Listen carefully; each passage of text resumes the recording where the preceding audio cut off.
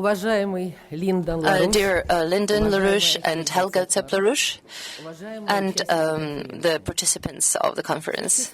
The existing world order is already out of time and outdated, and its continuation is a threat to humanity.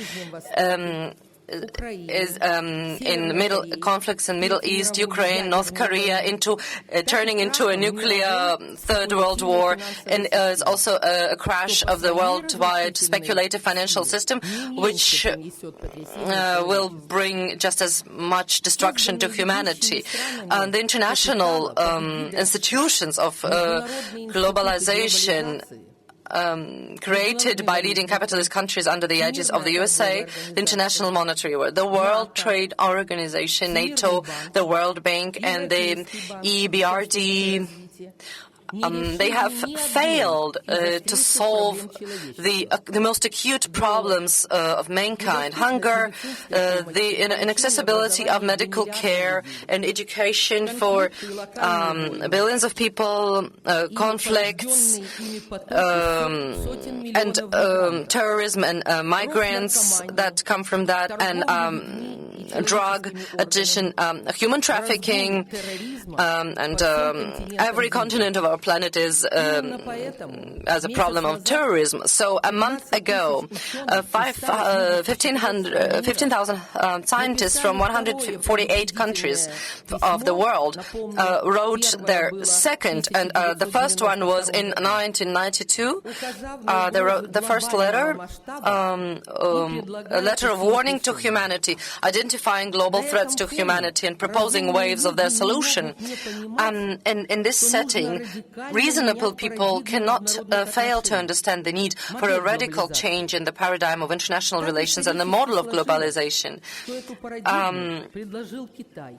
It so happened that China, an ancient 5,000-year-old civilization, proposed this paradigm, which it has creatively adopted the newest model of a social economy. The People's Republic of China, with the largest population on planet Earth, has a terrible problem, severe problem: inequality, low standards of living, economic and military backwardness. And it has been able, within an incredibly short period of time, to transform its country into a mighty agro-industrial power.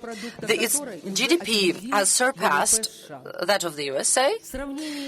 And if you compare the dynamics and the scale of development in China and the US and EU, China wins in that comparison. And China is not only confidently exploring outer space, but it has an ambitious lunar program, but it also demonstrates to the entire world indisputable success in solving social problems. 5 years ago, we had 43 million, and by 2020 poverty will be liquidated by 2020. And Xi Jinping was actively strengthening international ties, finding new markets for Chinese goods. And the Chinese goods are being produced at the fastest rate in the world. And, of course, the government is interested in strong financial ties and diplomatic relations. And this requires a constructive ideology of development with cooperation instead of merciless competition and intrigues and financial speculation. And that's why China's initiative put forward by Xi Jinping in September 2013 to create the economic model of the New Silk Road under the slogan of One Belt, One Road on an unprecedented scale. And the world hasn't seen anything like this before. The project anticipates 3 trillion in investments and already encompasses around 100 countries on various continents. And the Chinese president reported these parameters at a special Belt and Road Forum in May 2017 in Beijing. And over 30 heads of countries, leaders in national, international public institutions and businessmen had taken part in this forum. That was about 1,200 people. And by 2030, Xi promised that the project will have been built, and there will be a transformation of civilization, and the world will change for the better. And does the world community need this? Yes, it's super important and great. The importance is important. That is why it is so important for government official politicians, experts, and people's diplomacy to support the Chinese initiative. Will there be, or are there already opponents of this initiative? Of course, beyond doubt, and there will be in the future. The apologists of the old world order will fight against it with all their might. After all, the current system of globalization creates comfortable conditions for financial speculators of all kinds, drug traffickers, corrupt officials, war hawks representing the world's most powerful military-industrial complex, and the terrorists that they breed. And one weapon in their arsenal of means for destabilizing the situation on various continents is the creation of suicide states. Think about it. Suicide states. Countries that will destroy themselves, destroy their own sovereignty, their own economic foundation, their population, their science and culture, in order to foster hotbeds of tension, zones of bloody conflict, and to draw enormous resources into provoking and waging wars, and to retain power by armed agencies, both state and non-governmental, and drain their budgets and condemn their people to unimaginable suffering. A vivid example of this struggle by the old world order, of course, is against the new is Ukraine. It is no accident that in autumn of 2013, when the world heard Xi Jinping announcing about the new Silk Road project, the coup d'etat began in Ukraine. The whole world now knows that this unfolded according to the plans, under the direction and with the powerful informational, financial, and organizational support of the United States. And the graph shows that the result of the policies adopted under the coup, under the U.S. supervision, there was namely integration into the European Union and war with Russia. You can see here. You can see it. GDP of Ukraine. GDP is the thickest line on the graph. But the real GDP, according to World Bank figures, for 3 years, 2014 to 2016, fell by one half compared to 2013, and it constituted 50.9%. Even the projected in 2017 growth of 2% is not going to change it very much. It's just 1.9%. And I should also note that the liberal economic model implemented since 1992 in Ukraine, according to the IMF prescriptions and with its loans, had already shown its destructive power for our country. And with the real GDP in 1999 was $261.9 billion. Ukraine was one of 10 leading countries in the world on, and 2016, the real GDP stood at only 1/3 from 1990. it was only $93.3 billion, and the past 3 years have dealt an even more crushing blow through the crash deindustrialization of the country and of our country. And yesterday we had at the conference plans for industrialization of Africa. I was sitting there and almost crying. My country, Ukraine, is going deindustrialization but Africa is being industrialized, and the Ukraine is having this catastrophe.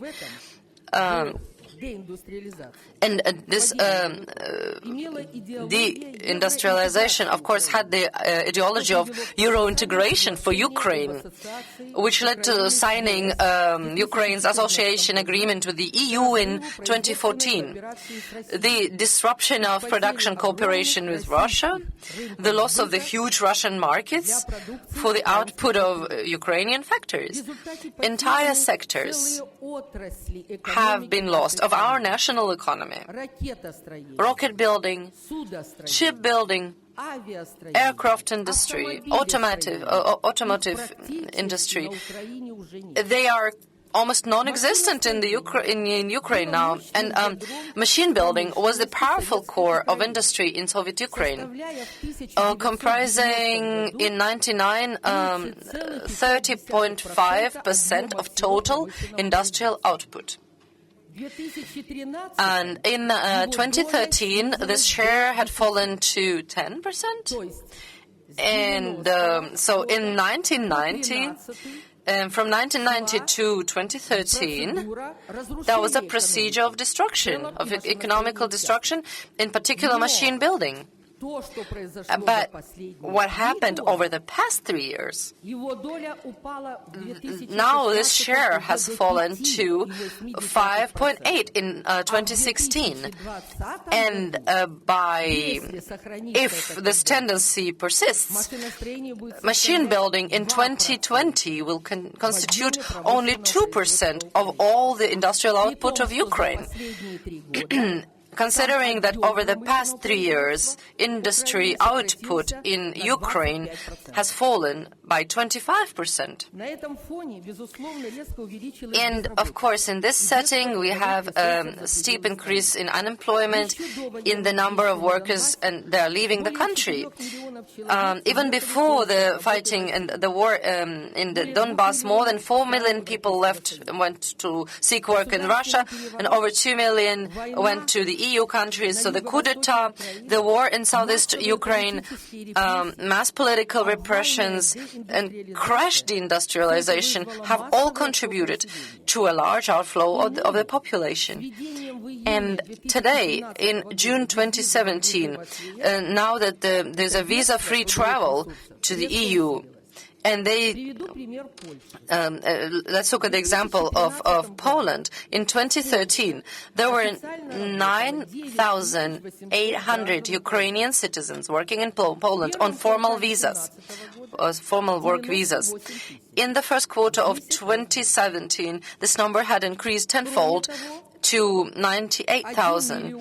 And in addition, around 1 million Ukrainians are working in Poland on temporary work permits. And the Polish Foreign Ministry, Waszczykowski, has said that 1.3 million visas have been issued to Ukrainians with the right to work in 2017. And in 2018, there will be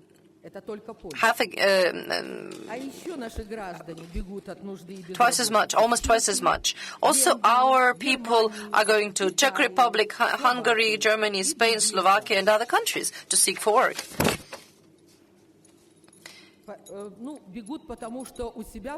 They flee because in their own country they cannot be safe and they cannot find normal jobs.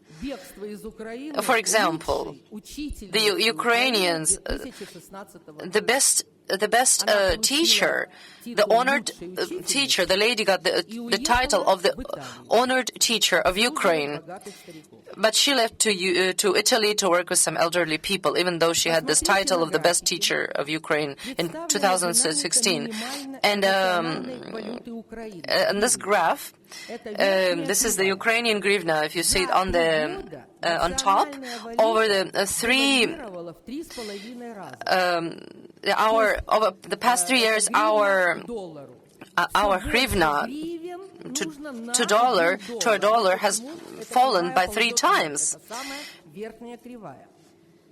From 8 hryvnias to the dollar in 2013, it's almost 27 hryvnias to the dollar today, so it's becoming devalued. And also, the natural resources and the manpower of Ukraine is also becoming devalued. And the prices in Ukraine over this period have grown by almost 3 times. We have both hidden and open theft, exploitation of natural and human resources of Ukraine. And then let's look at the changes in monthly minimum wage dynamics. That's the last but one curve on the graph. With such a growth of prices and rates, the minimum wage has constituted half of what it was in 2013. It was raised slightly in January this year. In American dollars, it's $123 per month. It's a terrible system. For example, top managers of Naftogaz, National Bank, Ukrainian Railways, and so on, they have hundreds and millions of hryvnias, or tens of thousands of dollars per month, while most people, most simple employees are getting underpaid, getting from $100 to $200 per month. This is a typical income in Ukraine. People have to harm their health, deprive themselves of leisure and vacation because they work 2 or 3 jobs. That's what they need to support their family. Or they don't have children because they can't afford it, or they flee the country. The situation of pensioners is the worst. It's the last curve on the graph. You can see that the lowest pension by Euromaidan has been appointed almost cut by half since 2013. And half of pensioners in Ukraine are getting the minimum, or Ukrainian pensioners are getting the minimum, and that's millions of people living on nothing, virtually nothing. Now the pension is lower, and the pension age is older, and people are dying. The Ukrainian population is dying at a terrible rate. In 2017, Ukraine was number 1 in the level of death rate after Lesotho. That's the second rate, and also the first in mental illness in all of Europe, the level of mental illness. Official statistics says that over 52 million population in Ukraine since 1999. Now we have 42 million in Ukraine. And that doesn't include Crimea and Donbass. But the census must be held. There has been no census in Ukraine since 2001. And it's deliberate, because they don't want, the power doesn't want to be responsible for the genocide, and they could falsify and they could have fraud elections by registering millions of dead souls. And also we can see economists estimate bread consumption that there is no more than 25,000 people in Ukraine today. Since, and 5 million are in Crimea and Donbas republics. So if you take out the 6 million from Donbas and Crimea, Ukraine has 21 million people since 1990 through immigration and death over birth. Excessive death over birth. When I heard the representatives of Egypt speaking, their natural population growth is in Ukraine, the death rate is twice as much as the population growth in Egypt. And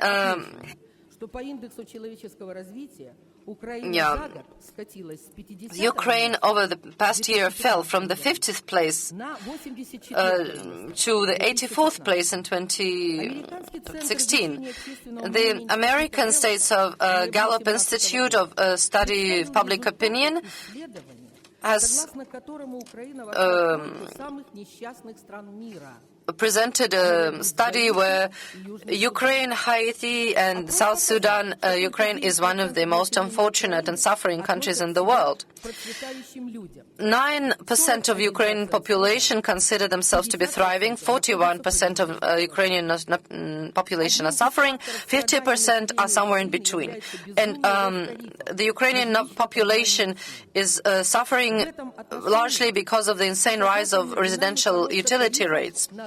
For example, household gas rates, that's the second curve from the top on the graph. Household gas rates over the past 3 years, if you think in dollars, for 1,000 of cubic meters, the tariff has grown by 3. We get our pension in hryvnias. And that's, for us, in hryvnias, that's more than by 10 times. And that happens in a country that has its own natural gas production. We have over around 20 billion cubic meters annually, which is completely enough for the needs of our population. And Arseniy Yatsenyuk, one of the Euromaidan leaders, was denouncing the previous government and saying that the gas prices would be brought down. But when Yatsenyuk became the prime minister of Ukraine, he forgot all about his promises, but he didn't forget about increasing his own net worth. President Poroshenko also forgot about his promises, and he named the terrible war in Ukraine ATO, or anti-terrorist operation, which is absolutely a wrong definition. He promised to end this war within days. Instead, it has gone on for over 3.5 years. According to United Nations figures from May 2017, more than 10,000 people have been killed, including 3,000 civilians. In addition, tens of thousands have been wounded or injured, and more than 3 million have fled the regions as refugees, going either to Russia or to other regions in Ukraine. Government spending on the military is now 5% of annual GDP. It's not normal, doesn't happen in any other country. Today, estimates of the awful cost of rebuilding from the tremendous destruction of the Donbas had already been named of $50 billion. It is equal to 2/3 of Ukraine's budget for 2018. Rather than forcing Kiev to carry out its part of the Minsk agreements of February 2015, which after the UN Security Council resolution of February 17, 2015, became a document of international law, but mandatory for all parties to implement, the USA and the leading countries of the EU close their eyes to the bellicose position of the Ukrainian regime, which I assert has a direct interest in continuing the bloodbath. That is because if the war ends, the Ukrainian regime would have to rebuild the infrastructure and factories of Donbass, which it itself had destroyed, and to answer to the population, above all to the people of Lugansk and Donetsk regions, for failing to meet the government's social obligation, and to be responsible for its genocide policy in the Ukraine in general. Every public opinion survey has shown that at least two-thirds of the population of Ukraine demand an end to the war in the southeast of our country, but there are other forces who preach the misanthropic ideology of Nazism. These include various neo-Nazi parties as a kind of fascism. It's an ideology that is judged by humanity. It's different movements, even volunteer Nazi battalions and non-governmental organizations. They are generously financed by Ukrainian oligarchs and sponsors in the West. And the U.S. presidents and European Union heads of European unions close their eyes to this, even though Bandera, Shukevich, and Konovalets, their names are being openly admired in Ukraine. There are names, street names given to them. Glory to Ukraine, to the heroes' glory was a slogan of 1941 at the Second Grand Assembly of the Terrorist Organization of Ukrainian Nationalists, or the OUN, which at the time was allying with Hitler to fight the USSR. And that slogan, glory to Ukraine, to the heroes' glory. It was a call and response like Heil Hitler, Sieg Heil. In Ukraine, after the Maidan coup, this slogan was an official greeting. And the Nazis are completely unrestrained now. They are not merely taking advantage of the conditions of lawlessness, but are also sponsored by the regime, and they are creating havoc throughout the country. They organized the blockade of coal around from Donbass. They used the methods of raiders to seize banks, companies, stores, and offices of business and political parties. They caused the cancellation of tours by artists they don't like. They pressure the courts in a daring, blatant way, and they beat up peaceful demonstrators, thus terrorizing the entire population of the country. Our party, the Progressive Socialist Party of Ukraine, and I, personally, as its leader, have experienced this directly. I would like to seize the opportunity to offer my sincere thanks to all our friends from the LaRouche movement and the Schiller Institute, who in various forums, articles, statements, demonstrations, pickets, parliamentary inquiry to the European Parliament, having supported our party's fight for a progressive transformation of the world and for turning Ukraine into a democratic and prosperous nation. Thank you so much. In October 2017, it became known that Ukraine, despite everything, will join the New Silk Road project by allowing Chinese freight trains to cross its territory en route to the European Union, and through the importation by China of food products, including vodka, cooking oils, flour, candy, and so on. As a citizen of my country, as a scientist and a politician, I was sincerely happy to hear that Ukraine would not be isolated from this project of the century. Unfortunately, however, I also understand that in a country that is falling apart, with a backward economy and a population that's going wild and gangs running free, serious international projects will be under serious threat. And what if bands of neo-Nazis will seize Ukraine's nuclear power plants and major chemical factories? What will happen to the transport corridors and the cargoes moving through them? Therefore, the normalization of the situation in Ukraine, an end to the fratricidal war, the elimination of paramilitary groups, and a ban on the neo-Nazi ideology and any partisan movements which preach it. All these steps are needed immediately, not only for Ukraine itself, but for the entire world community that strives for progress and development. Only then will this black hole on the Eurasian continent be eliminated. Then conditions will be created for restoring a firm economic foundation for Ukraine and for creating millions of new modern jobs, which will mean conditions for the return of the immigrants to their countries.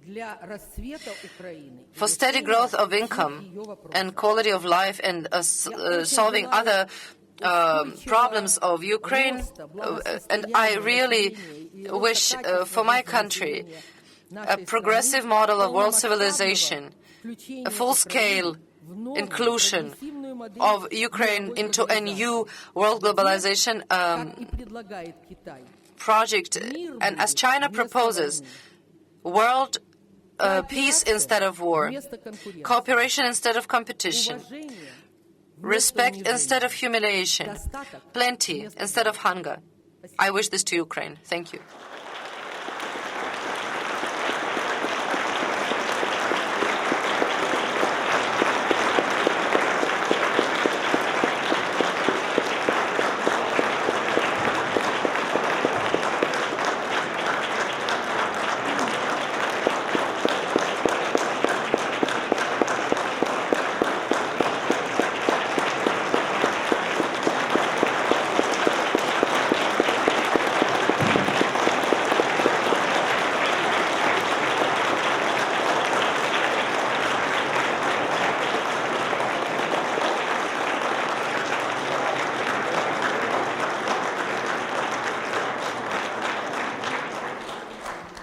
Thank you very much, Natalia. This should be